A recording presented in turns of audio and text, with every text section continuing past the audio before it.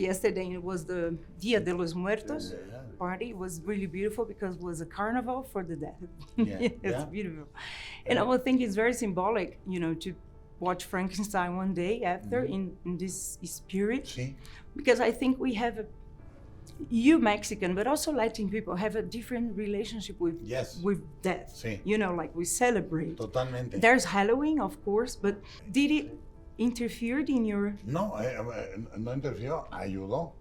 O sea, yo pienso que la sensibilidad inglesa durante el movimiento romántico están buscando la sensibilidad vital latina, vital y con la idea muy fuerte de la muerte. O sea, no es accidental que las novelas de romance gótico sucedían en España, en Italia, en países de sangre caliente y temperamento más latino. Es decir, yo creo que nuestros temperamentos latinos se fusionan perfectamente con el movimiento romántico, del que es parte Mary Shelley, y Lord Byron, Percy Shelley, etc. That's why you chose a Latin Sí. Dr. Victor, and I loved it. I didn't know, when I found out, I thought it was so beautiful to have a Latin Victor. Sí, bueno, número uno lo usamos para que el padre sintiera la diferencia con la madre y él, porque el padre era completamente anglosajón, teutón, ¿sí? Y lo usamos como parte de la identidad de Víctor, que no pertenecía, ninguno de los dos pertenece, ni Mía pertenece, son puros personajes solos que se están perdiendo y encontrando. Yeah, but I never expected that I'd be playing Victor Frankenstein either. And there was times when we were filming where I'd say like, I don't know, is it too big? Is it too much? No. And you'd say, my Victor is Oscar Isaac Hernandez for a reason. And it's because we played him more as an artist, as an expressive individual. But I think there's a beauty. I mean, when you compose a symphony for actors, for energies, and for people to understand that in order for the creature's quietude, or like solitude, quiet, to play, you need all the bolsters, bigger certainty of Victor, For the forgiveness to occur, for the fragility to occur, the violence of Victor is necessary. You said it was like you Yin built a and yang. terrarium Yeah, for terrarium the for creature the to be able to creature. exist and everyone to believe that completely. absolutely. And so Everybody. all It's these true. elements have to live in a certain place for that to be able to work. Like a symphony. Yeah. Yeah. Massively. Yeah. And for you, Jacob, did it change your relationship with death? Because I think it's a story about embracing death. You know what I mean? And Frankenstein cannot die. Different from the book, he cannot die. So, did you change your perspective? I have. Death makes me very nervous. Still, Give it time. Maybe more so now. But I think what it did give me was it made me very afraid of being alone at the end of it all. Even though he finds peace in the sun and in the ice, I don't think I'm quite there yet. I don't think I have peace in solitude. But it made me aware of that. But it is very interesting that Victor is trying to fight for life, creatures trying to fight for death. Yeah. And yet, the embracing of death is like the beautiful The thing release. for both of and them. the thing that Yeah, Victor the for whole time has both. actually been serving death by trying to destroy it and not accepting it. It's actually very much part of life. I heard a story recently of a man that is very, very rich, and he was in a terrible relationship, and and somebody asked him, "Why do you stay there?" And he says, "Because I'm afraid of dying alone." And I said, "Well, I have news for you. We all die alone, and actually, that's the good news. So make peace with that."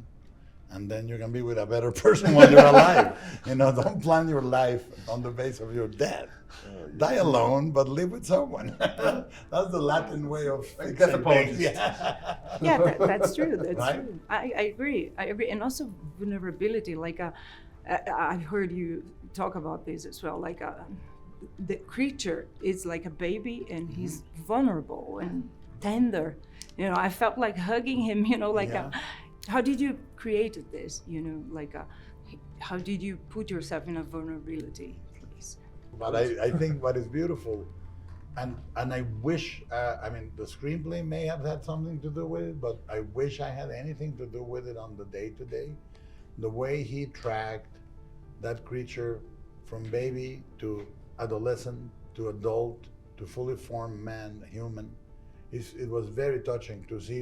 And I didn't see it on the day-to-day. It was invisible to me. I saw great performance, but it's so beautiful that if those steps had done less carefully, you go back and forth, That's right. and there is a linear beauty to the innocence, because it's very hard to play nothing for a baby. The screenplay does a lot of that, and also Guillermo sort of set the importance of the newborn in our first conversations. So then it was just sort of, I think, just focus, and the way we shot was also incredibly helpful to be able to keep in control of tracking the growth, the sort of stages of the script. I want to talk about Mia Goth.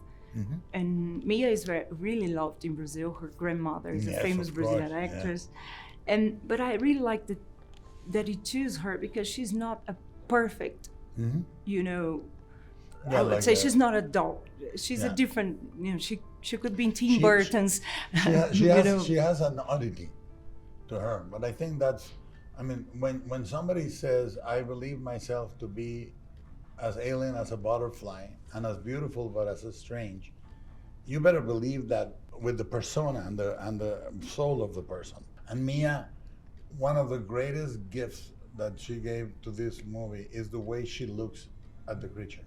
Because what I've learned in creating a creature, and this is absolutely, I've said it in Shape of Water, if Sally Hawkins was not looking at that creature, it would be a suit, you know?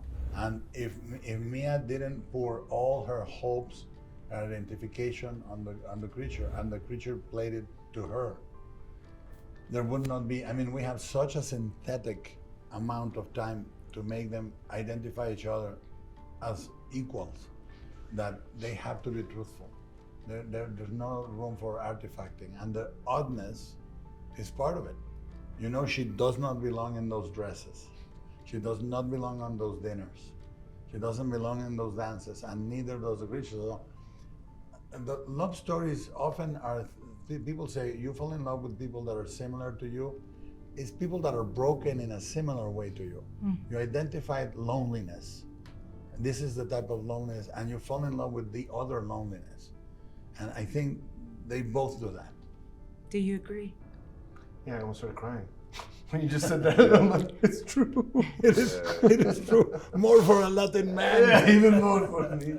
And you Sí, do okay, agree? no. Do you agree, On Mia or on Mia?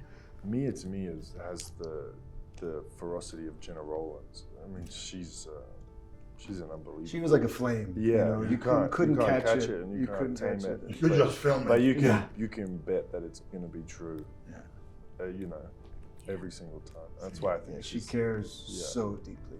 Obrigado. Yeah. Obrigada. Obrigada a vocês. You too. Sim. Thank you.